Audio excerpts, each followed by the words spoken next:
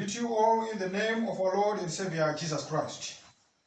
Pamangwanani ano toda mukwase mose pana Mwari patiri kusangana zvakare vhiki yokutanga tichibva kukamba meeting.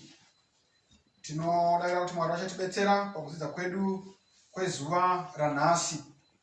Tisati taparadzana kuinda kucamp meeting, musoro wechidzidzo chatakapedzisa kudzidza waitaura pamusoro signs and wonders, mashiripiti, zviratidzo nezvinoshamisa. Takabata zvakawanda, zvikuru sei tichiona zvaakuitwa naSatani mazuva ano zvinoshamisa. Takadzidza basa rengirozi, zvinogona kuitwa nengirozi, both good and bad. Asi nhasi toda kuti tipedzise nyaya yacho zvakare tichikonguluta zvakanaka kuti tose tibve tasvika pakunzwisisa zvakaperera. Saka nhasi musoro wechidzidzo chedu unotaura pamusoro pavaprofita, kana kuti unotaura pamusoro pavaprofita vamazuva ano. Ndo zvatichange tichidza nazvo, vanorota dreams, visions and prophecies dzatiri kuona dzichiitika mukati mezuva ranhasi. Ndozvo zvimwe zvatichabata tichinyatsokudza negeja racho kuti tigosvika pakukonguluta nyaya yedu yatakatanga vhiki riya tisati tambopatsanura, tamboita break yekuinda kucamp meeting. Saka pamangwanani ano Bhaibheri rinotidzidzisa kuti tinofanira kuti tirarame nezvokwadi. Rugwaro rwamapisarema chapter 119 verse 142 hunoti thy law is truth. Murayiro waMwari ndiyo zvokwadi. Mapisarema 119 verse 151 yoti all commandments are truth. Mitemo yose yaMwari izvokwadi. John chapter 17 verse 17 yoti sanctify them through thy truth. Thy word is truth. Shoko raMwari rinova Bhaibheri ndiro zvokwadi. Saka zvinonzi vaitei vatsvene nezvokwadi yenyu. Shoko renyu Bhaibheri ndiro zvokwadi. John chapter 14 verse 6 yoti I am the way and the truth. Jesu oti ndini nzira nazvokwadi. Saka patinotaura zvokwadi panonzi mirayiro yenyu izvokwadi, ponzi mirayiro yenyu yose ichokwadi. Zvonzi vaitei vatsvene nechokwadi nokuti shoko renyu ichokwadi. Jesu oti pana John chapter 14 verse 6 ini ndini nzira nezvokwadi. In other words, when we talk of the commandments of God, when we talk of the word of God, tiri kutaura pamusoro pezvokwadi inowanikwa yose iri bumbiro muna Jesu Kristu. Pamangwanani ano hama dzinodikanwa, tati isusu toda kumbotaura pamusoro pavaprofita. Rugwaro hunotirwo kuna 1 Samuel chapter 9 verse 9. Tikaenda mukati meBhaibheri rinotiudza, toda kumboongorora tisati tapinda zvedu zvakadzama mukati menyaya yavaprofita. Tisati taverenga rugwaro rwandaverenga rwandataura rwa 1 Samuel chapter 9. Tisati tapinda imomo, ndoda kuti ntaure ndichiti izvoni. Mukati mezuva ranhasi kune vazhinji, the advocates of the gospel of power, vanoti ivo vaprofita. They claim to receive visions, dreams and prophecies. Vanoti tinogamuchira zviroto, zviono nezviprofita. But mukaenda neni mukati meBhaibheri rinobudisa pachena kuti kana tingaongorora mukati mezuva ranhasi, Mwari makarekare kuna Numbers wakataura kwatiri mashoko anoda ndikuverengerei pana Numbers chapter 12 verse 6 to 8. Bhaibheri rinoti, zvino akati tererai mashoko angu. Kana kuna muprofita pakati penyu, ini Jehovha ndichazivisa kwaari. Nechiratidzo ndichataura naye nokurota hope. Muranda wangu Moses haana kudaro, wakatendeka paimba yangu yose. Iye ndichataura naye nomuromo pachena, ndisingatauri namashoko asinganzwisiswi. Ndisingatauri namashoko asinganzwisiswi. Iye uchaona Jehovha kuti wakadini. Naizvozvo makaregereiko kuhla kupopotera muranda wangu Moses. Bhaibheri rinoti pana tererai mashoko angu pavesi 6. Kana pane muprofita pakati penyu, ini Jehovha ndichazvizivisa kwaari nechiratidzo. ndichataura naye kuburikidza nokurota hope in dreams. But hazvina kudaro kuna Moses. Kuna Moses ndichataura naye face to face. Nemhaka yekuti wakatendeka paimba yangu yose. Ndichataura naye nemuromo pachena, ndisingatauri nemashoko asinganzwisiswi. Vaprofita vanhasi vaita dambudziko hama dzinodikanwa nokuti vanotaura nemashoko asinganzwisiswi. Iye ndiye anoziva kuti kutsutsuma you can grow vegetables andauta zvinorevei iwe haungazvinzwisisi. But Bible rinoti pandinotaura inini nomuprofita handingatauri nemashoko asinganzwisiswi, asi ndinotaura nemashoko anoita sei, anonzwisisiki kana vanhu. But vaprofita vanhasi vanotaura nemashoko asinganzwisiswi. Saka rugwaro rwobudisa pachena pana kuti kana ndotaura naye ndinotaura nemashoko anonzwisiswa. Amos chapter 3 verse 7 inoti iyo Mwari haangaiti chimwe chinhu asina kukuratidza varanda vake vaprofita izvo zvakavanzika zvake. Saka muchiona kuti Bhaibheri rinotibudisira pachena kuti Mwari kana taura nesu anotaura nesu in the clearest way possible. Pamazuva ano atiri kurarama, nzira iri clear yataura naMwari kuvanhu kuburikidza neshoko rake rinova Bhaibheri. Munhu akanzvera mashoko anobva mukati meBhaibheri haagoni kurasika donzvo nezano nechishuwo chaMwari mukati memazuva ano atiri kurarama, nokuti zvose zviri pachena mukati meshoko raMwari. Mazuva ano atirarama zvakare, ndinoda kuti tisachapinda zvakadzika mukati mechidzidzo chedu. Satani naiyewo wakutaurawo through his own false prophets, through an octopus, the crystal balls, signs of zodiac. Satani uri kutotaurawo kuburikidza navaprofita vake achikopa nokuimiteta zvinoitwa naMwari. Rugwaro rwaDeuteronomio chapter 18, rugwaro rwaDeuteronomio chapter 18, regai ndikuverengere kuna Deuteronomio chapter 18 verse 9 to 12. Hunoti pana: zvino kana wasvika munyika yaunopiwa naJehovha Mwari wako, usadzidza kutevera zvinonyangadza zvendudzi idzo. Pakati pako hapafaniri kuwanikwa munhu unopinza mwanakomana wake kana mwanasikana wake mumoto, kana unovuka, kana unotenda mashura, kana unoita mazango, kana muroyi, kana n'anga, kana unovhunza masvikiro, kana muuki, kana unovhunza vakafa.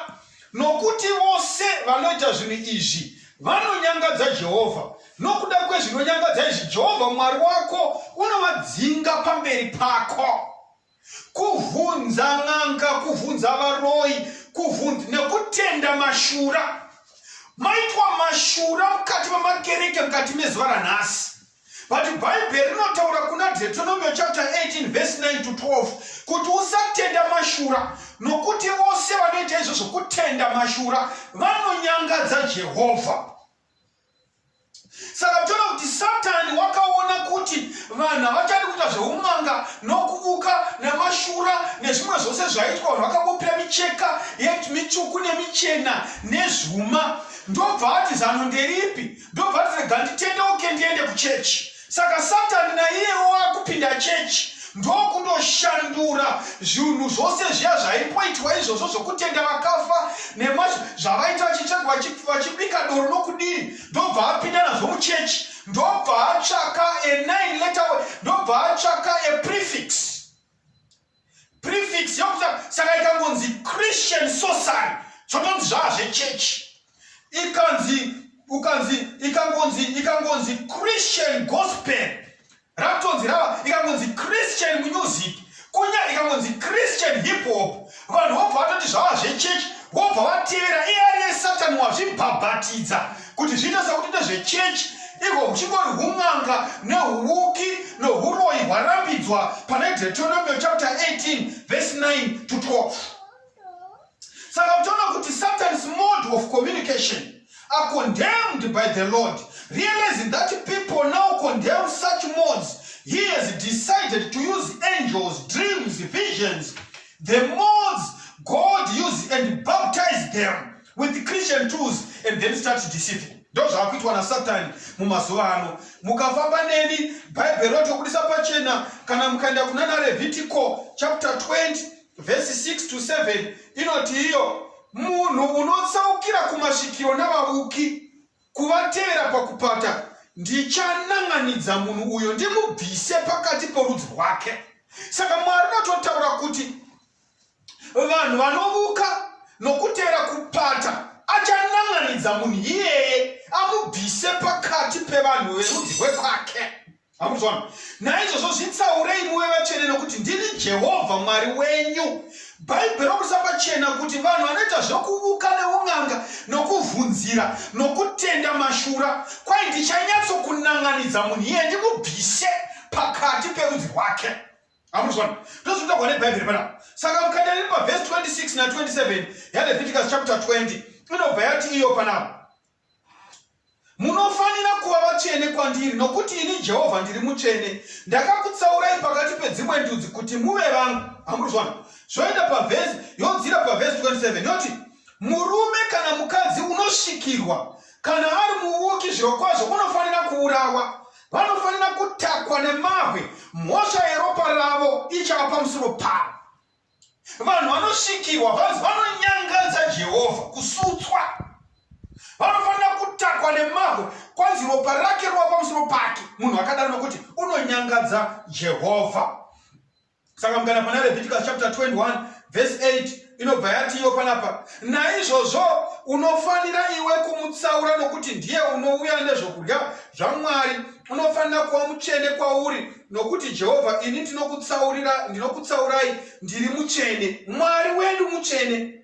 Saka haafaniri zvinhu zvine svina mukati.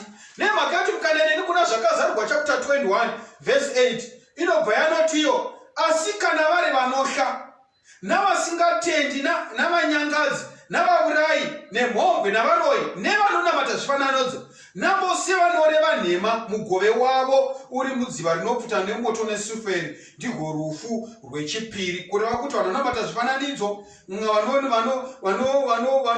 vasingateereri navanyangadzi nevanofarira zvishamiso nemashura, vose ivavo vari kunzi kwai havagoni kuona umambo hwekudenga.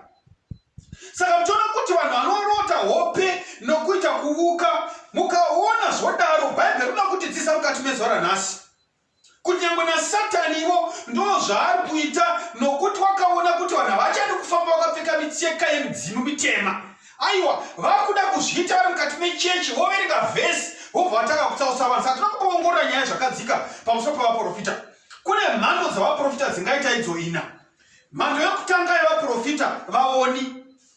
Bhaibheri rinotaura iro kuti mukandaneni kuna 1 Samuel chapter 9 rinotiudza mhando yokutanga yavaprofita vanonzi vaoni. 1 Samuel chapter 9 verse 9 inoti iyo panapa, kare pakati pavaIsraeri kana munhu wondobvunza Mwari waiti hendei kumuoni, nokuti unonzi muprofita zvino wainzi muoni kare.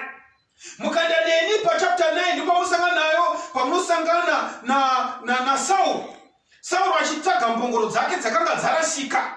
Ndobva anzi hendei tinotsvaka kumuoni pamanga atiudza kuti mbongoro dzedu dzakarasika kupi. Ndo panosvika Sauro onozodzwa kuti ave mambo waIsraeri. Hama dzinodikanwa pamangwananano 1 Samuel chapter 9 verse 9 inotiudza kuti wakunzi muprofita nhasi, kare wainzi muoni. Saka muoni muprofita. Hamuzvona? Imwe mhando yavaprofita zvakare tinoiwana kuna 1 Chronicles chapter 25 verse 1. 1 Chronicles chapter 25 verse 1 inoti iyo, Dhavhidhi navakuru vehondo vakatsaurirawo basa ravo vanakomana vaAsafi naHemani naJedhutuni kuti vaprofite nembira nemitengeranwa namakandira. Mazita avakabata basa ravo ndiwo vanakomana vaAsafi, Zakuri naJosefa naNetania naAsherera.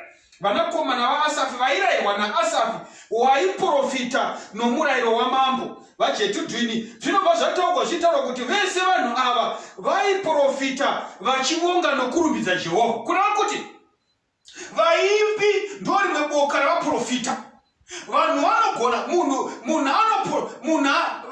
vanakomana vaAsafi vainzi vaiprofita kuburikidza nokuimba. Kureva kuti pakuimba apa vaitoprofita. Saka kunyange nanhasi mukati menyika unogona kuti wakagara uri mukereke koimbwa huyo woshamsika utiko munhu unobuda misodzi neiko kwangoimbiwa huyo hunenge hwaprofita mukati meupenyu hwake hwabata upenyu hwake nemo kuda kuti muimbi muprofita. Saka tinogona kuwana vaprofita vechokwadi navaprofita venhema mukati mokuimba. Saka kana munhu achiimba zvinhu zvisingaoneki mukati meshoko raMwari iyeye muprofita wenhema, nokuti unoimba zvinhu zvisinganongedzi vanhu kuna Mwari wokumusoro kudenga. Saka vaprofita venhema vanogona kuwanikwa kuvaimbi, vanowanikwawo zvakare kune vanoona. Saka ngwarira kamuimbiro kako, ngangwarira nziyo dzaunonyora nemhaka yekuti unonge uri muprofita wenhema kuburikidza nenziyo dzako. Saka nanziyo ukaona nziyo dzatinoona mukati menyika dzichiridzwa, dzimwe dzinopromota sexual immorality, dzimwe dzinopromota hatred, dzimwe dzinopromota murder. Vaprofita venhema vari kuprofita vachiimba nziyo dzavo. Saka usangofunga kuti ukaona munhu achiimba nziyo dzichita pamatop 20 charts nematop 100 charts wongoti kuimba njaiwa. Whatever that you are going to sing zvinoaffecta munhu in either one way or another. Saka remember kuti those who sing are prophets, and you can classify them whether they are false prophets or they are true prophets. You should be wary of the music that you listen to. For those people who are singing, they are prophesying into your life. And whatever is being zvakuteerera zvipinda mukati meupenyu hwako zvinoshandura your behavioral patterns nemhaka yeshoko riri kurehwa mukati memumhanzi wacho. Saka vaimbi vaprofita. Imwe mhando yechitatu yavaprofita vaparidzi. Zvakazarugwa chapter 19 verse 10. Zvakazarugwa 19 verse 10. Inoti iyo panapa, ipapo ndakawira pasi pamberi petsoka dzake kuti ndimunamate. Akati kwandiri, rega kudaro nokuti ndiri muranda pamwe chete newe nehama dzako dzinobata kupupura kwaJesu. Namata Mwari nokuti kupupura kwaJesu ndiwo mweya wokuprofita. Saka kuparidza kana kuti kupupura pamusoro paJesu kuprofita. Saka ndichitoparidza zvandiri kuti zvindiri kutoprofita. Nokuti variko nhasi varehwa nhema navaprofita venhema vachadzikirwa neshoko iri. Zvoda kuti ndaprofita mukati meupenyu hwako kuti ubve mukati mekubata kwavaprofita venhema. Saka vaparidzi vaprofita. Saka mangwanana napa zvakakosha zvakare kuti wada kuona muprofita wechokwadi nemuprofita wenhema unogona kuhwa shoko raanoparidza kuti izva zvimo mukati memagwaro. Saka muprofita wenhema. Saka tava nemhando nhatu. Mhando yokupedzisira varoti. Rugwaro rwaJoeri chapter 2 verse 28 inotipa shoko iroro. Joeri chapter 2 verse 28. Ndatikuverengerei kubva kuna Joeri chapter 2 verse 28 inoti iyo: zvino shure kwaizvozvo ndichadurura mweya wangu pamusoro penyama yose. Vanakomana venyu nevanasikana venyu vachaprofita, vatana venyu vacharata hope, namajaya enyu achaona zviratidzo. Saka imwe mhando yavaprofita varoti. Those who see dreams and visions are prophets.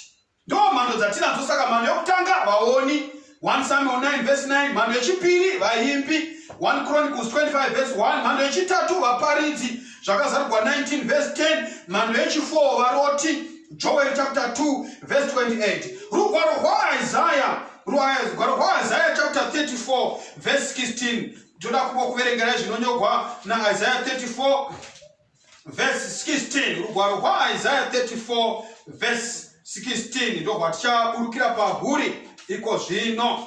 Isaiah 34 verse 16 inoti iyo panapa: tsvakai pabhuku yaJehovha murave, hapane chimwe chezvinhu izvi chichashayiwa shamwari yacho. Nokuti muromo wangu wakarayira izvozvo nemweya wake wakazviunganidza. Kwanzi kada kuziva pamusoro pevaprofita vechokwadi nevenhema, usatsvaka mumanewspaper, usatsvaka mumamagazini. Kwaitsvakai pabhuku yaJehovha, nokuti muromo waMwari wakazviunganidza. Hakuna chichashaya shamwari yacho, hakuna chichashaya dudziro, nokuti zvose zviripo pabhuku yaJehovha. Rugwaro rwa2 Peter, hama dzinodikanwa, rekani kuwerenge kubva kuna 2 Peter 1 verse 20 to 21. 2 Peter 1 verse 20 to 21. Inoti hiyo pana. Muchizviziva pakutanga kuti hakuna uprofita hworugwaro hunongodudzirwa nomunhu, nokuti hakuna uprofita hwakatongouya nokuda kwomunhu, asi vanhu vaMwari vakataura vachimutswa noMweya Mutsvene. No prophecy is of private interpretation. Hakuna chiprofita chinodudzirwa zvakavanzika kuti munhu waMwari anouya panapa otaura zvinhu zvisingahwisisiki apedza kuita mumbling and bubbling and fumbling otaura kuti kwai Mwari wandiudza zvakati. There is no prophecy which is of private interpretation. But vanhu vaMwari vakasundwa noMweya waMwari zvikanzi chitsvakai pabhuku yaJehovha pane mashoko oMweya waMwari, hakuna chichashaya shamwari yacho nokuti Mweya waMwari wakazviunganidza. So the Bible is supposed to be an interpreter of itself. The Bible interprets itself.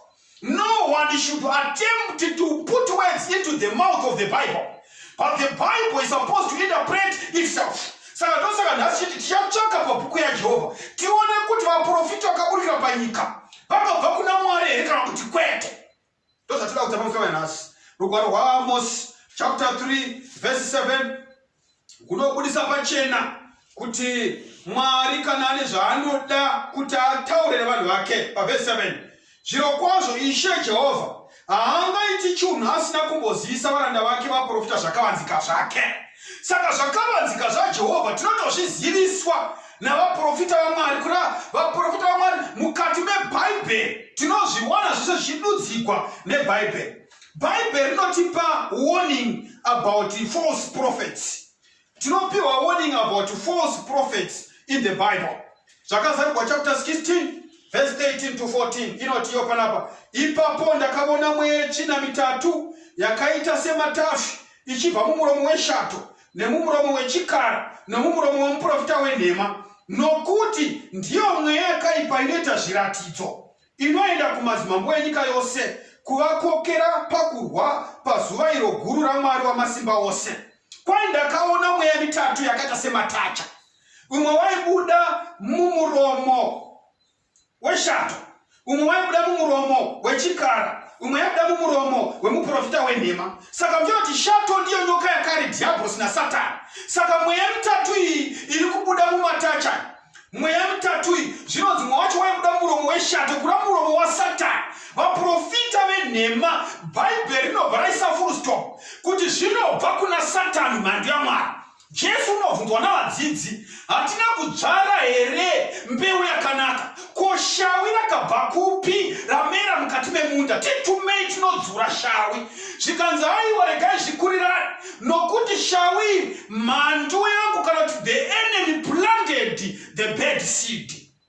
Hama dzinodikanwa, patinoona patopinda mukati meBhaibheri rotibudisa pachena pana kuti mweya uyu wakafanana namatacha ndiwo mweya urikuita mamiracles, ndiwo mweya urikuita minana nezvishamiso. Zvikanzi mweya uri kubva mumuromo weshato nemumuromo wechikara nemumuromo wemuprofita wenhema.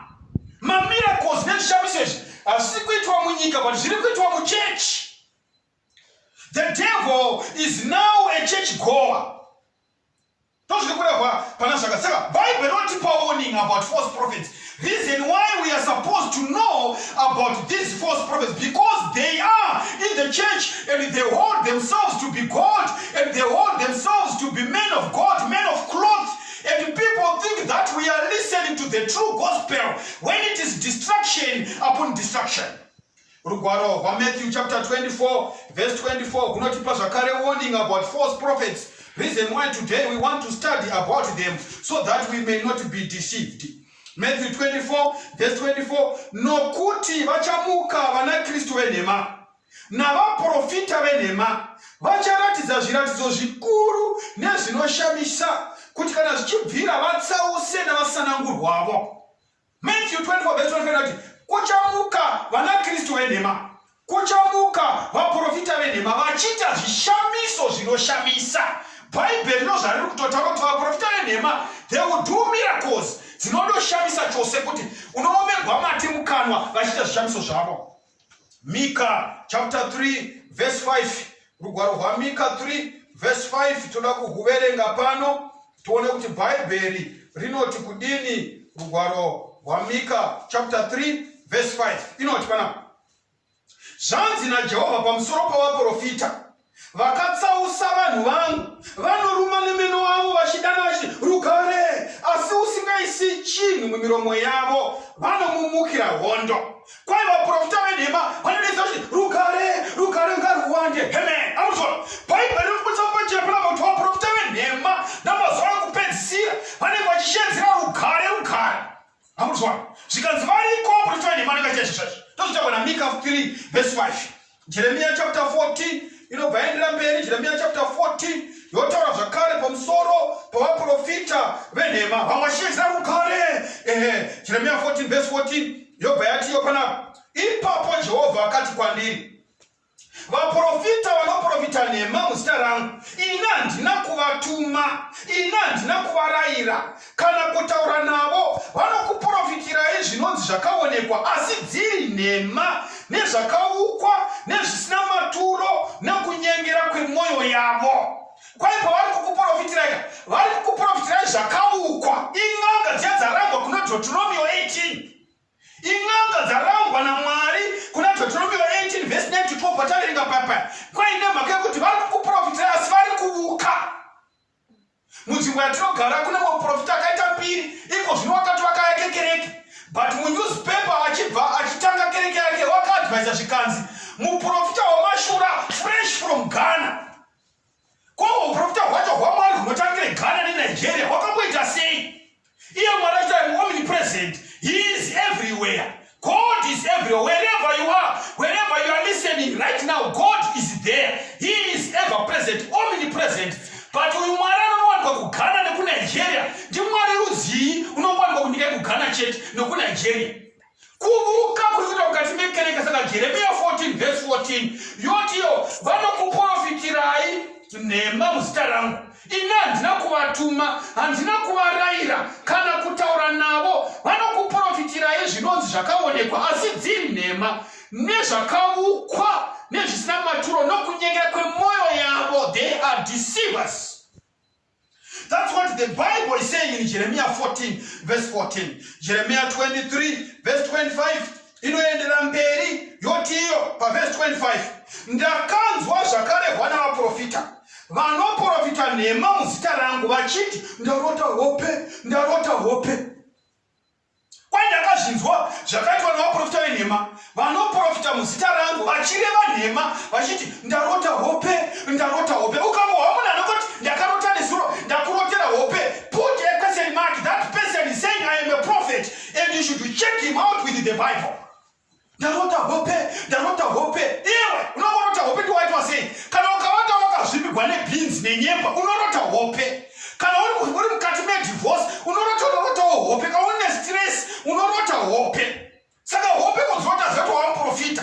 Iwe famba ndarota hope, ndarota hope. Ndakazvinzwa ndosvika kune shoko na Jeremiah chapter 23 verse 25. Amba dzinodikanwa rugaro rwayo 1 John, rugaro rwayo 1 John 4. 1 John 4 verse 1. Katibokwerengerai rugwaro rwayo 1 John 4 verse 1. 1 John 4 verse 1. Muhwe kuti Bible rinoti kudini kuna 1 John 4 verse 1. That's right. Inoti yopana: vadikanwa, musatenda mweya yose, asi muidze mweya kuti muone kana yakabva kuna Mwari, nokuti vaprofita vazhinji venhema vakaburukira munyika. Bible rinoti haikona kungotenda mweya yose, but test those spirits muone kuti yakabva kuna Mwari, nokuti mweya mizhinji yavaprofita venhema yaburukira munyika. The Bible gives a warning kuti before you follow a prophet, first of all, check him by the Bible. Test him whether he is a man from God. Nemakaye nokuti out of the prophets that you may know, vaprofita vazhinji, or most of them, 99.9% of them are false prophets according to the Bible. Hapa zinodikanwa panguva yemangwanani rugwaro rwavo vanovatesanika zvakare kunotsinhira nyaya iyi. Bible rinotitendera kuti muprofita wese timuedze. Vanhu vanhasi varegwa nhema navaprofita venhema zvinzi kwai do not touch the anointed, do not touch the anointed. That is falsehood. The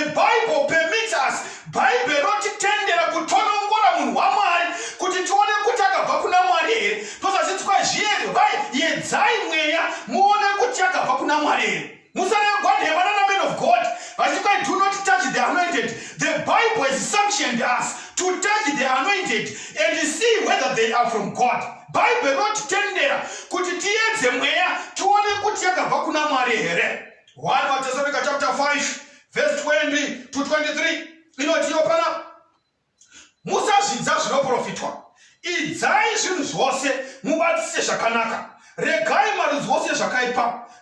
Kwanzi kwaipanapa kana mberi Mwari worugare amene ngakuite vatsvene kwazvo, mweya yenyu nomweya nomuviri zvichengetwe kwazvo, zvisina zvezvingapongerwa pakuuya kwaShe wedu Jesu Kristu. Kwaiedzai mweya and hold on to that which is good. Saka takatopiwa ruramiro nebhaibheri rekuita test the spirits. We should test them. But before we test them, Bible ratipa allowed yokuti titeste kuna kuti vaprofita vechokwadi vakadii, vaprofita venhema vakadii. But sataenda kungonotesta vaprofita. Pane vamwe vatinogona kutongotorasa tisati takutanga kuvatesta. There is no need to test. Zvinhu zvaunotoona kuti sulfuric acid haugoni kunoitesta uchikwa ndofunga kuti uchi hwewhite. Kana ichitongori acid hatigoni kunoitesta seuchi. Ndozvinotakona kuona kunonyatsa kutoona kuti iri idoro woti vandira kutesta kuti mukaka here. Aiwasha kana katongona kuti idoro harichatesti kuti mukaka nemhaka kuti tatoona kuti idoro. Saka tisati tatesta vaprofita vamwe vazhinji vachitogona kutongova discredit sati tatongoenda navo kutest. For example, regai tione zvimwe some quick eliminators. Ukaenda neni kuna Hosea chapter 4, there's no need to test things that are obvious. So there are things that are obvious that we want to look at and then discredit them right there before we go to the test. There's no need to test. Tataona kuti hakuenda nesimberi.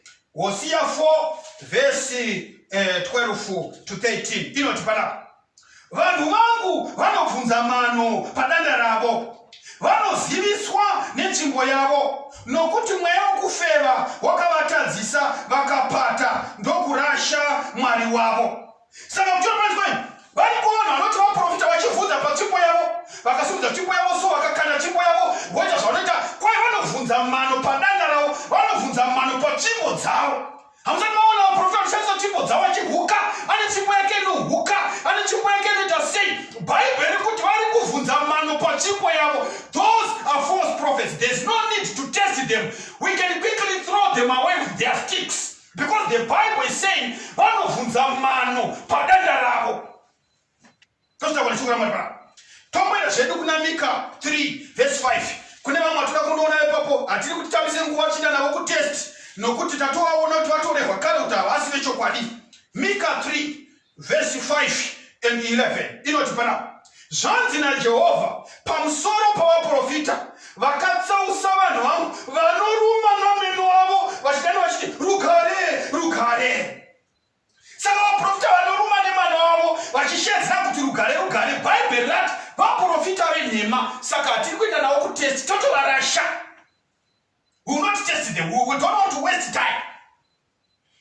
Nekuti vanoruma nemeno avo. Ini ndakambogara rimwe gore ndikanorumiwa nemeno kumuprofita wenhema. Kurumiwa chakozi nganganganganga ndovachapfiriwa chinhu chakapfiriwapo. Those are false prophets. Sazvanzi neBhaibheri, don't waste time. Vanoruma nemeno avo vachita bite vachiti rugare rugare. Mika 3 verse 11 yobva yapa maichiti wanje yoti vakuru varo vanotamba mhaka kuti vapihwe zvipo, vaprista varo vanodzidzisa kuti vapihwe mubayiro, vaprofita varo vanouka kuti vapihwe mari. Kunyange zvakadaro vanosendamira kuna Jehovha vachiti ko Jehovha hasi pakati pedu here? Vaprofita vanoda mari, Bhaibheri riri kutaura kuti ndevenhema. Saka unoda kuti kwada kuti uye ku1 on 1 unofanira kuti ubhadhare mari yakati, kwada kuti uye ku1 on 1 unofanira kuti ubhadhare. Vaprofita venhema, those who do that, the Bible is saying vaprofita vari vanoita nyaya dzacho kuti vapihwe mari vachisendamira pazita raMwari. You pay a fortune and a leg to appear before 1 and 1, and the Bible is saying those are false prophets because they do it for money. Go to Mika 3 verse 11, that's what it said. All those who prophesy and demand the poor to fork out a leg and an arm to appear for help, they are false prophets according to the Bible. 1 Timothy 3 verse 1 to 2. Tsvakai pabhuku yaJehovha. Hakuna chichashaya shamwari yacho, nokuti muromo waMwari wakazviudza zvose zvirimo mukati meBhayibheri. Do not be deceived by false prophets just because vasendamira pazita raMwari. Ndozviri kureva neshoko raMwari. 1 Timothy 3 verse 1 to 2. Ngandikuverengerei. Nhasi tiri kutsvaka pabhuku yaJehovha. Hakuna chichashaya shamwari yacho, nokuti muromo waMwari wakazviunganidza. Mwari ngaabongwe, nokuti zvose zviripo mukati mebhuku yaJehovha. 1 Timothy 3 verse 1 to 2. Ishoko razvokwadi rokuti kana munhu achitsvaka basa romutariri unoda basa rakanaka. Naizvozvo mutariri unofanira kuva munhu usina chaangapomerwa, murume womukadzi mumwe chete, wakamwara, wakachenjera, una mugariro wakafanira, unoitira vaeni rudo, unoziva kudzidzisa, usingadi waini, usingarwi asi uno unyoro, usine gakava, usingakariri mari. Kana munhu achinzi muprofita anofanira kuva a husband of one wife. Munyika mune vaprofita vazhinji, vamwe vane vakadzi 10, vamwe vane vakadzi 2, vamwe vane zvipfeve 70, vamwe vane vakadzi 79, vamwe vatobuda manewspaper vachitobrega kuti ndina vana 300 nevakadzi 300. Bhaibheri riri kuti vanhu vanoita izvozvo, they are false prophets. That's what the Bible is saying. So there's no need to test such a prophet. A prophet who has got more than one wife, be rest assured that is a false prophet. Period. Some quick eliminators. Isaiah, Jeremiah chapter 2 verse 25. This is a test. We have got quick eliminators. Jeremiah chapter 2 verse 25. Jeremiah chapter 2 verse 25. Jeremiah 2 verse 25. You know what you're usatendera rutsoka rwako kufamba usine shangu nehuro dzako usatendera rutsoka rwako kufamba neshangu. Vaprofita venemochisvika vazonzi siya bhutu dzako uko kure kunze kwejachati nokuti wasvika paholy ground. Usatendera rutsoka rwako kufamba usine shangu. Varipo vaprofita vabvisa vanhu mambutsu nemhaka yekuti zvonzi panzvimbo yawasvika pachene pano paBhaibheri roti usatendera rutsoka rwako kufamba usine shangu. Those are false prophets. Those are false prophets who major on the minors and make things kuti zvikise kana zvakisa so zvaita provide for the lack of true faith that should exist in our hearts. So Bible riri kutaura panapa kuti ivavo vaprofita venhema, saka tisatanda navo kutest, we can quickly eliminate those people. There's no need to go and test them. They are false prophets. Ezekiel 14 verse 10. Ezekiel 14 verse 10. Ndo toyambukira zvino. Ezekiel 14 verse 10. Tosetuka twende papo. Inoti uchava nemhosva yavo. Zvakaipa zvomuprofita zvichaenzana nezvakaipa zvounovhunza kwaari. Ivo vaprofita vanotoita zvokutesa kutokiwisa vanhu kuti uye muvhunze kwai vauki.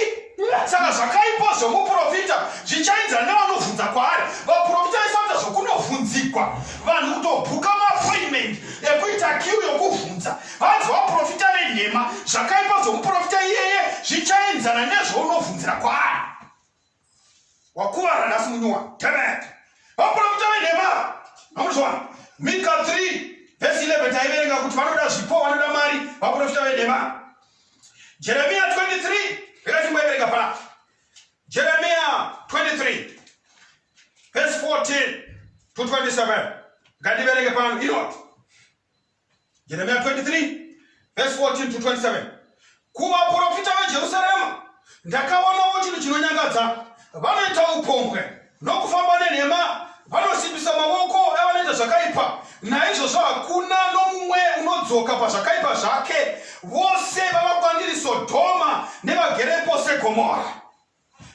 Pari kunzi kwai panapa, zvanzi naJehovha wehondo pamusoro pavaprofita, tarirai ndichavahisa gavakava, ndichavamwisa mvura yenduru. Nokuti kumura Jehovha kwabuda kuvaprofita veJerusarema kukaenda kunyika yose.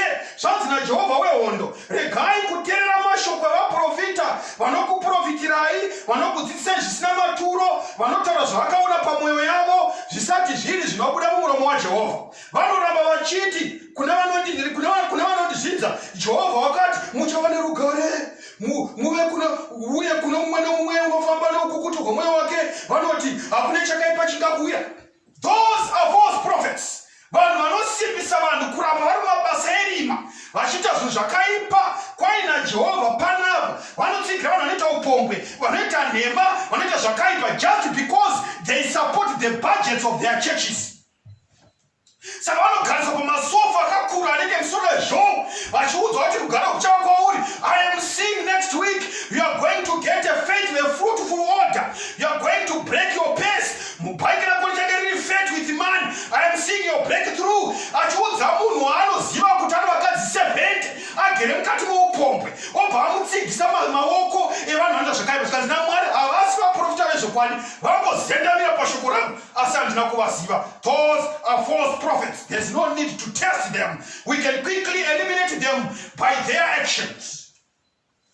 Amadzinodikanwa zvakazarurwa chapter 19 verse 10. Tisati tapinda mukati mokuvaedza vaprofita kuti ndevechokwadi kana ndevenhema. Zvakazarurwa 19 verse 10 inoti iyo, ipapo ndakawira pasi pamberi petsoka dzake kuti ndimunamate. Akati kwandiri, rega kudaro, nokuti ndiri muranda pamwe chete newe nehama dzako dzinobata kupupura kwaJesu. Namata Mwari wokumusoro kudenga. Saka muprofita wechokwadi haapfugamiri. Panapa Johani ari mukati memuono anoona mutumwa wobva ada kumupfugamira kuti amunamate. Muprofita akati usadaro unotikuwadzisa naMwari, usandipfugamira, anofanirwa kupfugamirwa ndiMwari woga wokumusoro kudenga. Bhaibheri rotiudza pachena kuti hakuna munhu anofanira kupfugamira mumwe munhu. But vaprofita vanhasi vanopfugamirwa, vanokuwadza mazambi ekupotoka mabvi vachigwadamira papa. But Bhaibheri riri kuti anofanira kupfugamirwa ndiMwari woga wakasika denga nenyika, kwete munhu anoora. You shall not kneel down to a mortal man. Only God who created the heavens and the earth ndiye ega anogona kupfugamirwa. Bhaibheri rinoti pamusoro kupedzisira mabvi ose kunyange naSatani vachapfugama pamberi paJesu, voti ndiye ega akafanira kunamatwa. Worthy is the Lamb that was slain from the foundations of the world. Tinogona kungopfugamira chete iye Mwari wakasika denga nenyika, ndiye ega anopfugamirwa, kwete munhu anoora. Saka vaprofita vanhasi vari kupfugamirwa navanhu vachiti go on papa. Vaprofita venhema, anyone who accepts someone to kneel before him, kupfugamirwa nemunhu muprofita wenhema, because Bhaibheri rinotaura kuti only Jesus ndiye wega anopfugamirwa. Mwari wakasika denga nepasi. Hama dzinodikanwa, pamangwanani ano regai timbosvetuka timbopinda pamatests of a true prophet. Topinda mukati mekunyengetera. 2 Vakorinde chapter 11. Ndisatapinda matests. 2 Vakorinde chapter 11. Ndatokuverenga. 2 Vakorinde chapter 11. 2 Vakorinde chapter 11 verse 14 to 15. Inoti pana, naizvozvo hazvishamisi, nokuti kunyange naSatani iwo unozvishandura achizviita somutumwa wechiedza. Naizvozvo hachizi chinhu chikuru kana vashumiri vake vachizvishanduravo vachizviita sevashumiri vekururama. Kuguma kwavo kuchava sezvavakabata. Bhaibheri rinotaura kuti nyangwe naSatani iwo is now transforming himself into an angel of light. Satani wapinda muchechi wozviita wechiedza, wobva wabata nechiedza, woverenga Bhaibheri wotaura pamusoro peropa raJesu. I declare the blood of Jesus in your life. I declare the spirit of peace in your life. Satani achideclare mukati mechechi. But Bhaibheri manje riri kuti aiwa musanyengerwa navo, nokuti muromo waJehovha wakazviunganidza. Tsvakai pabhuku yaJehovha so that you will not be fooled by the devil.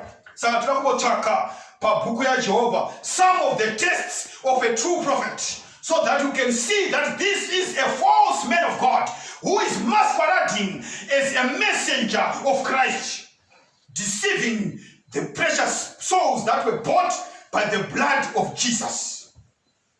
Saka ndoda kukupa ma spiritual tests nema physical tests of a true prophet. Tombotanga spiritual tests. If you want to test kuti this is a true prophet, these are the spiritual tests that you are going to conduct.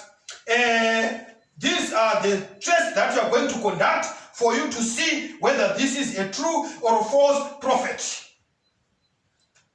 Saka nitakupa 13 tests, 13 spiritual tests of a true prophet. Ndozokupai about 6 or 7 physical tests of a true prophet. The first spiritual test, a true prophet speak according to God's word. Muprofita wezokwadi anotaura according to God's word. Unotaura sezvinorevya neshoko raMwari. In other words, the Bible is the rule of life. Kana achitaura haatauri sikavantu kati meBhayibheri. Saka vaya vanoti Bhayibheri munya, they are false prophets because vatozvieliminata, because they do not speak according to the word. Where will they get the word if they have not read from the Bible? Saka they are false prophets because they are not doing it from the word of God. Saka ndozvekwanechokora. Saka ngativerenge mukati meBhayibheri. Bhayibheri rinotiudza isusu kuti false prophets, a true prophet will speak according to the word of God. Isaiah chapter 8 verse 20. Inoti iyo pana. Dzokerai kumurayiro nokuzvipupuriro. Kana vasingataurisi zvinoreva shoko iri, havangavi nechiedza chamangwanani. If they do not speak according to this word, the word of God, if a man of God does not speak according to the Bible, according to the word of God, the revealed will of God, that man is a false prophet. The Bible speaks about healthful living. Kuti tingava masei zvakachena zvine utano. If the man of God does not teach healthful living, he is a false prophet. The Bible teaches about marriage. If the man of God does not speak about the biblical standards of marriage, one man, one wife, he is a false prophet. If the man of God does not speechify against fornication and adultery, he is a false prophet. The Bible teaches about the effects of tobacco and alcohol. If the man of God is a smoker and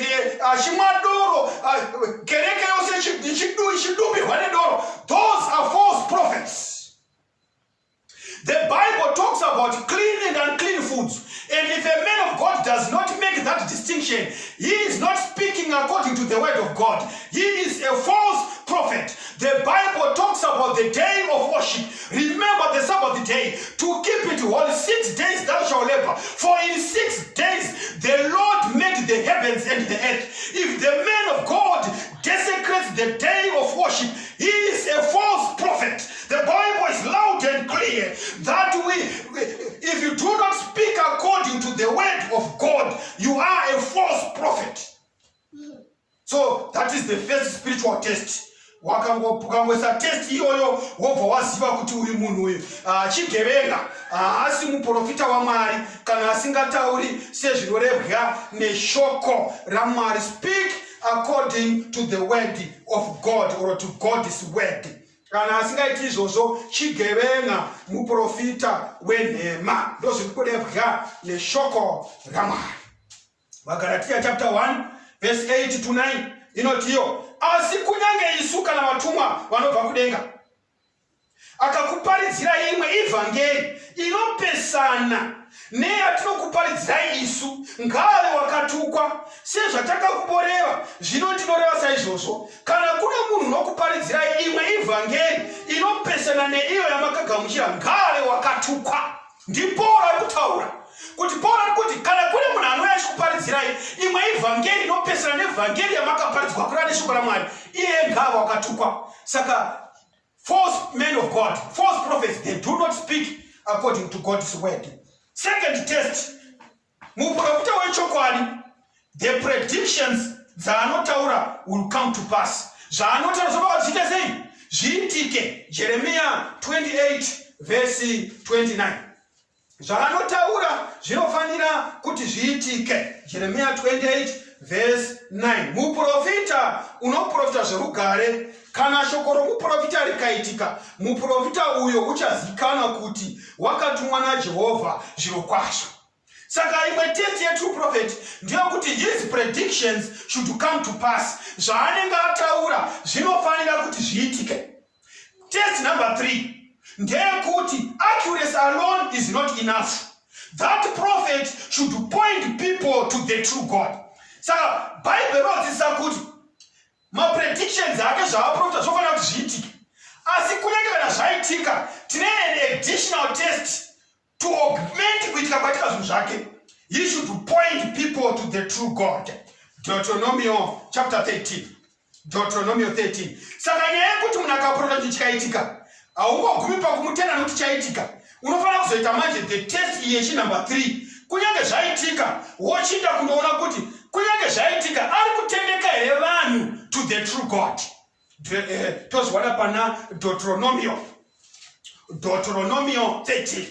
Gaitike pana Deuteronomy 13. Muwe kuti shoko raMwari rinoti kudini kubva pa verse 1 to 4. Rinoti, zvino kana muprofita kana muroti akamuka pakati pako akakuratidza chiratidzo kana chinoshamisa, icho chiratidzo kana chinoshamisa chikaitika, chaakataura kwauri achiti, ngatitevere vamwe vamwari vawakanga usingazivi tivashumire, usatevere mashoko omuprofita uyo kana muroti uyo, nokuti Jehovha Mwari wenyu unokuidzai kuti azive kana muchida Jehovha Mwari wenyu nomwoyo wenyu wose uye nomweya wenyu wose. Muri kuona mabhaibheri oti paverse 4, munofanira kutevera Jehovha Mwari wenyu nokumuhla nokuchengeta mirayiro yake nokuteerera izwi rake nokumushumira nokumunamatira. Kwanzi kana muprofita kana muroti akauya pakati penyu akakuudzai zvinhu kuti zvichaitika kana zvikaitika, asi zvaitika munhu iyeye wokudhonzai kuti musateerere mitemo yaMwari, kwai musamuteerere kuti Jehovha Mwari wenyu anokuidzai kuti aone kana muchimuteerera. Munofanira kuteerera izwi raMwari nokuteerera mitemo yake, nokuti ndo zvinofadza Jehovha. Saka Deuteronomy inobva yati kunyange profita akakuudzai chinhu kuti mangwana kuchamuka kuchinaya, chero kukanaya, asi akati sabata ravanhu vaMwari haripo, muprofita wenhema nokuti abvisa vanhu pamurayiro yaMwari. Kana muprofita iye akakuudzai kuti kuchafiwa mangwana, chero kukafiwa asi yachirora vakadzi 40, muprofita wenhema musamuteerere nokuti Jehovha Mwari wenyu anokuidzai kuti aone kuti munoteerera here shoko rake nemurayiro yake. Saka it is not enough kuti the prediction has come to pass, but there is another additional test kuti kunyange mapredictions aita come to pass, muprofita iyeye ari kukupoindai here kushoko raMwari, kumutemo yaMwari, kuzokwadi yaMwari yose. Kana asingaiti izvozvo, chero zvaaprofita zvikaitika, chigevenga, ndigaurani, muvuki, murevi wenhema, haasi muprofita waMwari. Right. Takuenda pa test yechi 4. Saka test number 1, a true prophet speaks according to God's word. Test number 2, his predictions come to pass. Test number 3, he should point people to the true God. Test number 4, a true prophet encourages obedience to 10 commandments. Muprofita chokwadi encourage obedience to the 10 commandments. The 10 commandments are a transcript of God's character. Donzo raMwari nemunhu wake nderekuti tiite character seyaMwari. Kana tava nechimiro chakafanana naMwari, Mwari anoyautitora. Those who are going to be saved are the ones that have assimilated the character of heaven, the character of Jesus, the character of God. And the character of God, or the constitution of heaven, is enshrined in the 10 commandments. Those who reject the 10 commandments, they are rejecting the constitution of heaven. So test number 4 encourages obedience to the 10 commandments. 2 Chronicles. 2 Chronicles. 2 Chronicles. Chapter 24. 2 Chronicles 24, verse 19 to 20. You know what? Kunyange zvakadaro, wakavatumira vaprofita kuvadzosera zvekuna Jehovha. Ivo vakavapupurira asi vakaramba kunzwa. Ipapo mweya waMwari wakauya pamusoro paZekaria mwanakomana womuprista Jehoyadha, akamira pakakwirira pamberi pavanhu akati kwavari, zvanzi naMwari, munodarikirei mirayiro yaJehovha muchiramba kufara zvamasiya Jehovha naiye wakusiyaiwo. Vanoramba mirayiro yaMwari, Bible inoti vasiya Jehovha, naizvo Jehovha wavasiya. ndosaka muchona mashipiti neminana ichiitwa mukati memakereke ema-false prophets nemhaka yekuti vasiya Jehovha. Saka the true God has also departed from them. But what 2 Corinthians chapter 11, what hazvishamisi nokuti nyangwe naSataniwo anozvishamira kuita mutumwa wechiedza. Saka when God has departed, the devil comes in and converts himself into an angel of light. And people believe that God is working for us, whereas it is the devil who is working for them. Why? Because God has departed from them. Nokuti varamba mirayiro yaJehovha. That's right. Rugwaro wa Johani chapter 14. Johani chapter 14. Tiripo pa same point yoyo yokuti encourage obedience to 10 commandments. Johani chapter 14 unouya achitsigira nemashoko anoti. Johani 14. Gaiti kuverengerei. John chapter 14 verse 15 to 16. John 14 verse 15 to 16. Inoti. Kana muchitida muchachengeta mirayiro yangu, neni ndichakumbira Baba vachakupai mumwe munyaradzi kuti agare nemi nokusingaperi. Chii chiri kuita kuti Jesu akumbire mweya munyaradzi? Chii chiri kuita kuti Jesu akumbire the Holy Spirit to come and dwell amongst us? It is because we are doing his commandments. Kana muchichengeta mirayiro yangu, neniwo ndichakumbira Baba kuti vakutumire mweya munyaradzi. Saka vanhu vasikachengeti mirayiro yaMwari, the true Holy Spirit is not shed out to them, but the devil will convert himself into a spirit of light and then come to dwell among them and deceive them, so that they feel like God is working for them. That's the disaster that is happening in Christianity. People are spending ageless nights, long days fasting and praying, thinking that the Spirit of God is with them. But according to John, kana muchichengeta mirayiro yangu, kana madaro ndichanokumbira Baba kuti vakutumire mumweya munyaradzi ukogara pakati penyu. Ndozvikuta kana John chapter 14 verse 21 inoenda mberi yoti, une mirayiro yangu akaichengeta ndiye unondida uchadikanwa naBaba vangu, neni ndichamudavo ndichazviratidza kwaari.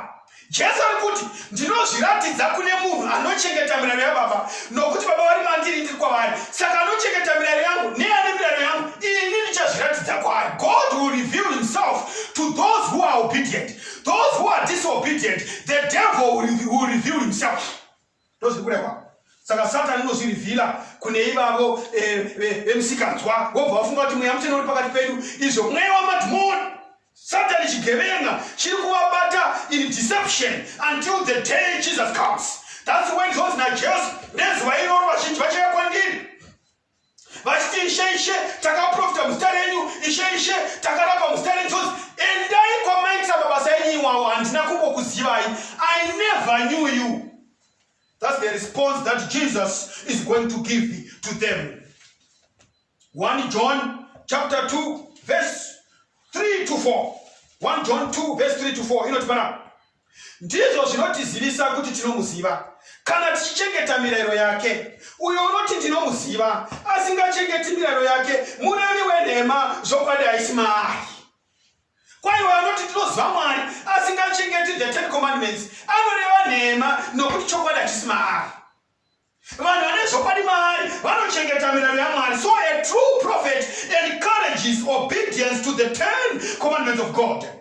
1 John chapter 5 verse 2 to 3 inotiyo panapa. Ndizvo zvatinoziva nazvo kuti tinoda vana. Ndizvo zvatinoziva nazvo kuti tinoda vana vaMwari. Kana tichida Mwari, tichiita mirayiro yake, nokuti rudo rwaMwari ndirwo kuti tichengete mirayiro yake. Mirayiro yake hairemi. Kwai zvinotizivisa kuti tinoda Mwari, zvinotizivisa kuti tiri vana vaMwari, kuchengeta mirayiro yake, nokuti mirayiro yaMwari hairemi. Vazhinji varevera vanhu nhema kuti aiwa musadzokesegwa jogu, nokuti Jesu akativhisa jogu. But John is saying here, the 10 commandments are not heavy. The 10 commandments hairemi. Ndokutosimudzirwa jogu, nokuti it is the law of liberty. Murayiro wokusunungurwa, nokuti tenge tichirarama tiri mumweya, tichirarama naJesu, the law of liberty. They are the tests of a true prophet. A true prophet produces good fruit. A true prophet produces good fruit. Matthew chapter 7. Let's go to Matthew chapter 7 and I read hearing from verse 15 to 20. Chenjerai vaprofita venhema vanouya kwamuri vane nguo dzamakwai asi mukati ari mapere anoparadza. Muchavaziva nezvibereko zvavo. Mazambiringwa anopotanhwa paminzwa here kana mavonde parukato. Saizvozvo muti mumwe nemumwe wakanaka unobereka zvibereko zvakanaka, asi muti wakaipa unobereka zvibereko zvakaipa. Muti wakanaka haungabereki zvibereko zvakaipa, nomuti wakaipa haungabereki zvibereko zvakanaka. Muti mumwe nemumwe usingabereki zvibereko zvakanaka unotemwa ukakandirwa mumoto. Saka muchavaziva nezvibereko zvavo. Quite the true prophet and the false prophet muchavaziva nezvibereko zvavo. Zvibereko refers to character. It takes time for kuti munhu uzive character yemunhu. Even those who are married vanozoziva namacharacters avo long after vagara mukati memichato yavo. Zvinotora nguva kuziva macharacter amen of God. Sausangoti chimuprofita chamuka nhasi wototeerana nacho nemhaka yekuti hausati waziva character. You need to start the character of the man of God before you can classify him as a true prophet of God. Kana kine chinhu chinonetsa kustarta icharacter. Vanhu vazhinji vakasavirirwa muna man of God ndobva vafukwatega ndinonamatigwa 1-on-1 ndobva vabatwa chibharo vakarepewa. Vamwe vakaenda vakanzi man of God ati kwai sidha mari sidha mota yako iyi next year unenge wane Lamborghini vakazviwa mota. Vamwe vakasidha dzimba vakati man of God anudza kuti ndingenda kugara kuBonedero Brook nanhasi ari kugara mutsapi nokuti vakajutwa naman of God. My brothers and sisters, it takes time for a tree to produce fruit. Ndine muavocado wangu wandakadzara pamusha pano mugore ra2012 nanhasi muavocado wasati wazvara muavocado. Ndakatodzwa nevamwe tukadzara gomba rine 1 meter by 1 meter waisa hwendefa redopo pasi kuti sarapochidzisa midzi wokasira kubereka. Nanhasi 7-8 years down the line, the tree has not produced fruit. It takes time for a tree to produce fruit. Hama dzinodikanwa kana kune taste isingarasisi. It is the taste yemafruits. Nemhaka yekuti soon and very soon the character of a false prophet will manifest. Soon and very soon the character of a true prophet will manifest. Those are the men of God church dzavhara. Why? Because they have committed adultery and sodomy. Vakaba, vakajuta, vakaropa, vakaenda mumajere. Character does not trick. You can trick everything else, but you cannot trick character, because true and precious character can only be obtained from Jesus Christ. He is the true character, and his true character is enshrined in the 10 Commandments. Hold on, my brother, but soon and very soon we are going to see the true character of a false prophet. Character won't go wrong. Irasi character. The other test of a true prophet is that a true prophet confesses Christ is come in the flesh. Anopupura kuti Jesu wakauya munyama. 1 John 4.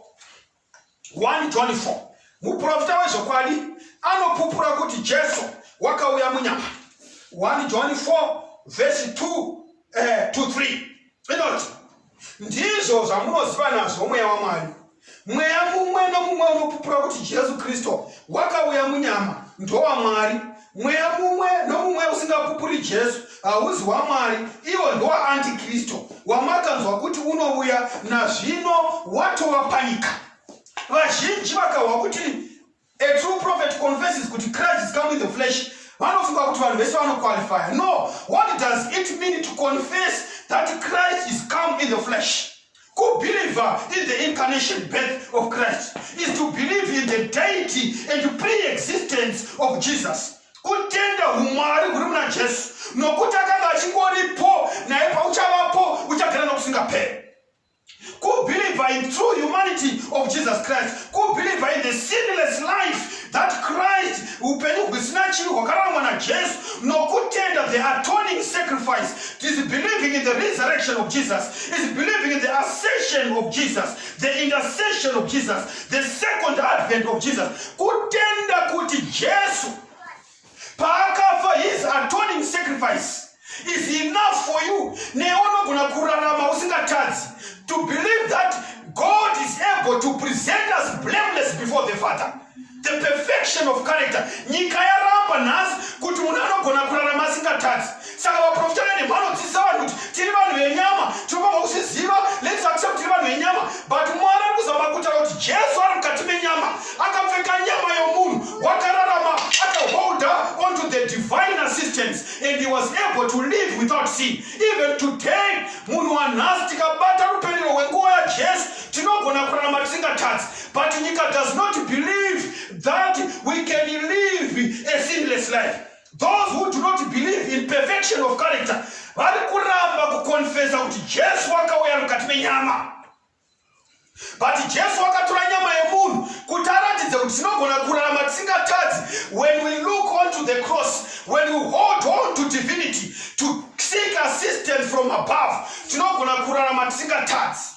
Saka vanofurirana vanhu vachiti kwai tiri vanhu venyama, ndaigodini, ndiri munhu wenyama. Aiwa, but Jesu akakuratidza in the flesh, while we are in the flesh, but we can live of the spirit. Saka imwe tete zvakare ndeyekuti a true prophet prepares people to meet the Lord.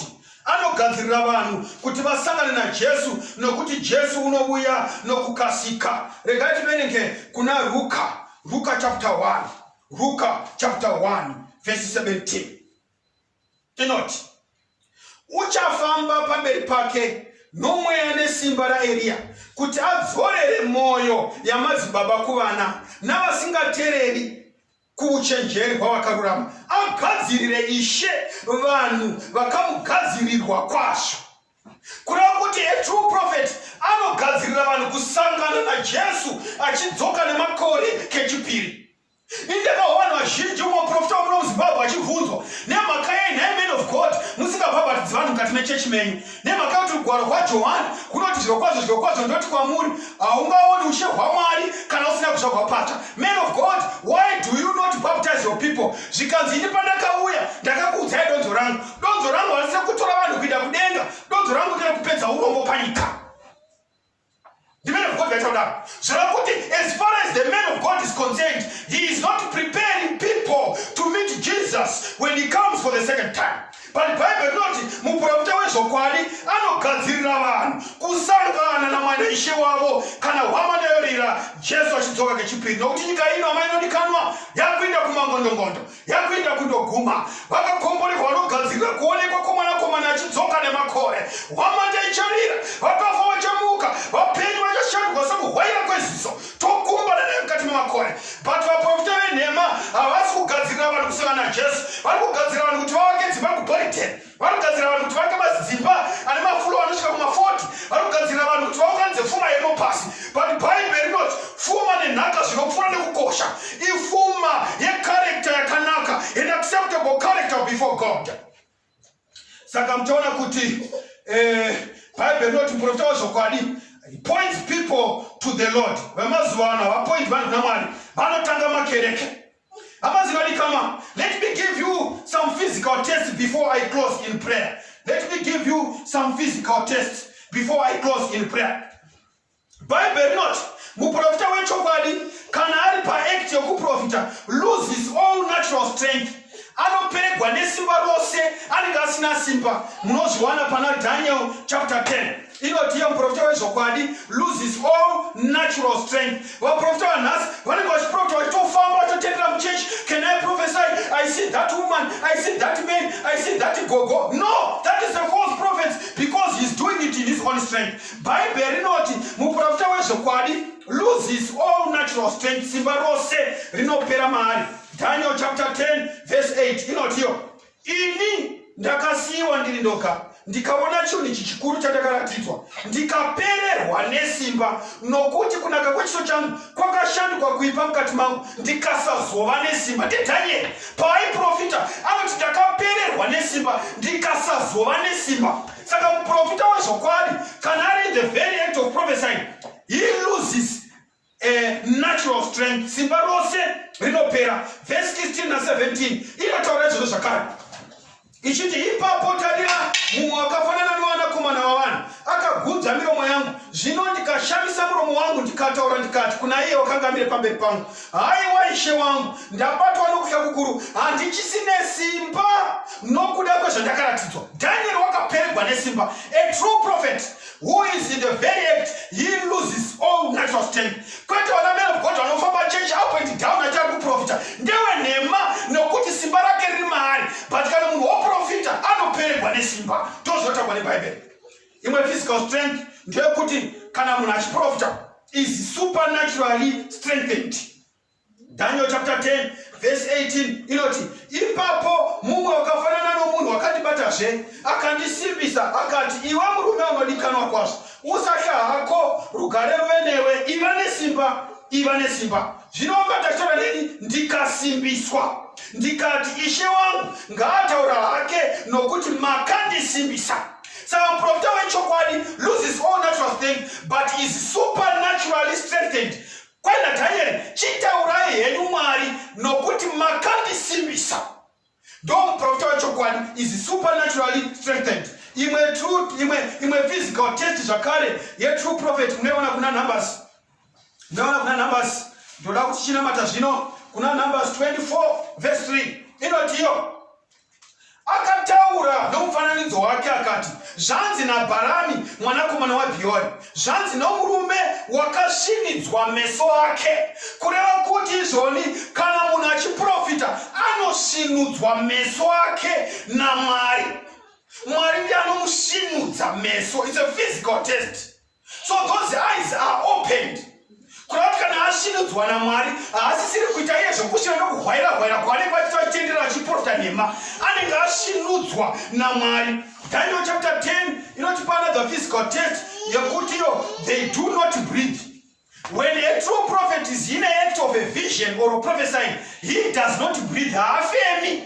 Kwete vamuri kuona mazona anga vachifema vachitendera chikwaya prophesying. Those are false prophets. When a prophet is in the very act, in the vision or in a dream, he does not breathe. Haafemi.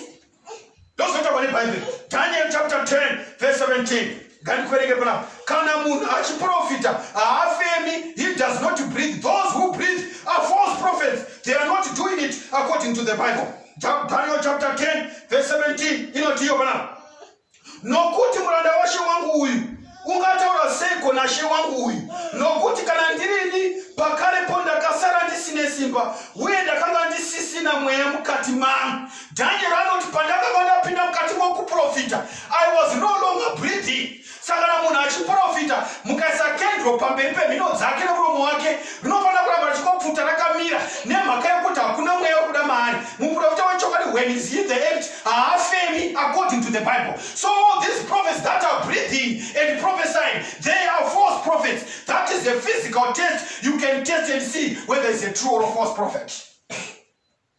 Saka mukaenda pana Daniel chapter 10 verse 17 to 20, imwe test ndeyekuti they speak without breathing. Vanotaura asi vasingaita sei, vasingafemi. Ndo imwe test yacho zvakare. 2 Samuel 23 verse 2 inotaura kuti their tongue is controlled by the Lord.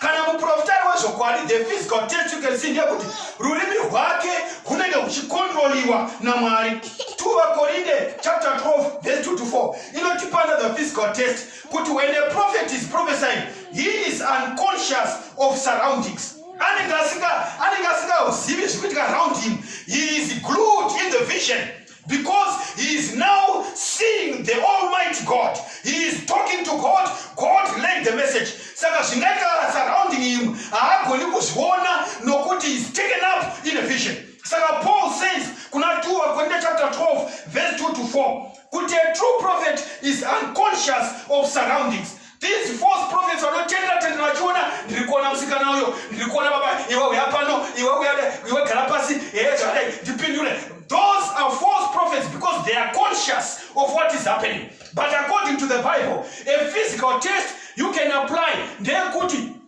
a true prophet, when he's in the act, he is unconscious of the surroundings. Amazinodikanwa panguva ino yemangwanani. Bible rinoenda mberi enda ndine nguva ndichitaura pana 1 Peter 5 verse 1 to 4 kuti vaprofita vechokwadi havafariri pfuma yesvina, filled with lucre. They are not dictatorial. They are not bosses. They are examples to the flock. Those not have 1 Peter 5 verse 1 to 4. Inokulisa pachena kuti vaprofita vechokwadi vaprofita vechokwadi zonzi naizvozvo 1 Peter 5 verse 1 to 4. Naizvozvo ndinorayira vakuru pakati penyu, ini mukuru pamwe chete navo nechapupu chedambudziko raKristu nemugovani navo wokubwinya uchazoratidzwa ndichiti, fudzai boka raMwari riri pakati penyu, musingazviiti nokurovererwa asi nomwoyo unoda nokuda kwaMwari, musingazviiti nokuda kwokukarira pfuma yakaipa, musingaiti nesimba nezvamakagoverwa asi muve vatungamiriri veboka. A true prophet haana ginya nerafu nesangano, aiwa unotungamira neunyoro. Hama dzinodikanwa, Bible inotaura zvakare kuti a true prophet must preach the word and only the word. Anofanira kutaridza shoko. But vaprofita vanhasi havachaparidzi shoko raMwari nemhaka yekuti vanofa kuti mabhajeti anokanganisika ekereke, saka vanoparidza zvinodiwa kuhwikwa nezhere dzavanhu nezvinovafadza vasingaparidzi shoko raMwari. Hama dzinodikanwa, panguva ino yamangwanani ndinoda kuti ndikuzivisei zvinotaurwa nebhaibheri. Rugwaro rwavaHebheru chapter 1 verse 1 to 2 zvinoti mumazuva ano ekupedzisira Mwari wakataura kwatiri kubudikidza nomwanakomana wake. If you want the word of God, the word of God is in the Bible. God has spoken to us in these days through his son Jesus Christ. Brothers and sisters, hama dzinodikanwa, 2 Peter 1 verse 19 to 21 inoti tinawo uprofita hwatoita zvakanaka tiri kuteerera. Iro shoko raMwari is the true prophecy of the day. Hama dzinodikanwa mangwanani, we want to pray and to be liberated kubva kureverwa nhema nen'anga dzaburukira mukati mekereke dzichiziita vanhu vechechi. Rekandirei kuna 2 Peter 1 verse 19 inoti iyo, uye tine shoko rouprofita rakasimba kwazvo ramunoita zvakanaka kana muchiriteerera, rakaita somwenje unovhenekera mune rima kusvikira utonga huchitsvuka nenyama sese ichibudira mweya yenyu, muchiziva pakutanga kuti hakuna uprofita hworugwaro hunodudzigwa nomunhu, nokuti hakuna uprofita hwakatongouya nokuda kwomunhu asi vanhu vaMwari vakataura vachimutswa nomweya mutsvene. Hama dzinodikanwa, pamangwanani ano zvakazarurwa chapter 1 verse 3 inotaura panapa zvakare takuda kunamata. Zvakazarurwa chapter 1 verse 3 inoti iyo, wakaropafadzwa uyo unorava nevanonzwa mashoko okuprofita vachichengeta zvakanyogwa imomo nokuti nguva yava pedyo. Kada shoko rouprofita rakanyogwa mukati mebhaibheri, vakaropafadzwa vanorirava. Zvakazarurwa 22 verse 19 before we pray. Zvakazarurwa 22 verse 19 our last verse inoti, kana munhu akabvisa mashoko ebhuku yokuprofita uku, Mwari uchabvisa mugove wake pamuti woupenyu nomuguta dzvene nepazvinhu zvakanyorwa mubhuku iyi. Kana munhu akatapudza zviri mukati mebhaibheri, Mwari uchatapudzawo zita rake mukati mebhuku reupenyu. Achava nemugove mugungwa rinopfuta nomota. Hama dzinodikanwa this morning, is it your desire that the Lord liberates you from the false prophets vaburukira mukati menyika? Mwari ndibetserei shoko renyu rive the rule of my life. I want to obey the prophecy enshrined in the Bible. Ndibatire pashoko renyu, ndinoda kusiyana nevaprofita venhema vafurira vanhu kuita zvakaipa mukati menyika. Pamangwanani ano toda kugamuchira Jesu ponesi, kachira kupinda mukati mokubhabhatidzwa ndidzikinuro neropa raJesu. If it is your desire, wherever you are, lift up your hand. Sungani tsoka dzenyu tiwane munamatonokosha. We are now praying. Baba vedu munoshamisa muri kusura kudenga, toda kutendai panguva yamangwanani neshoko renyu rinogara nokusingaperi. Toda kutendai nekuti matidzidzisa tikaona vaprofita vechokwadi nevaprofita venhema. Vaprofita venhema vakaburukira panyika. Dzikinurai mweya yedu, dzikinurai boka Mwari, tibviswe mukurevegwa nhema naSatani wagara mukati metemberi akazvishandura kuita mutumwa wechiedza. Asi pamangwanani anotoda kuteera iroro gwayana rinobvisa chivi chenyika, the lamb that taketh away the sin of the world. We want to follow Jesus, the lamb that is in the sanctuary where you are doing final ministration of our sins. Tiponesei Mwari mutisuke tive vakachena nekuda kweropa raJesu. Tokugamuchirai pamangwanani ano, batai ushe mukati meupenyu hwedu kubvira zvino nokusingaperi muzita raJesu tinonamata. Amen. Those who want to follow us and to learn more nekudzidza zvakawanda munotibata pa 0717 424 346 0717 424 346. May God bless you all. Amen.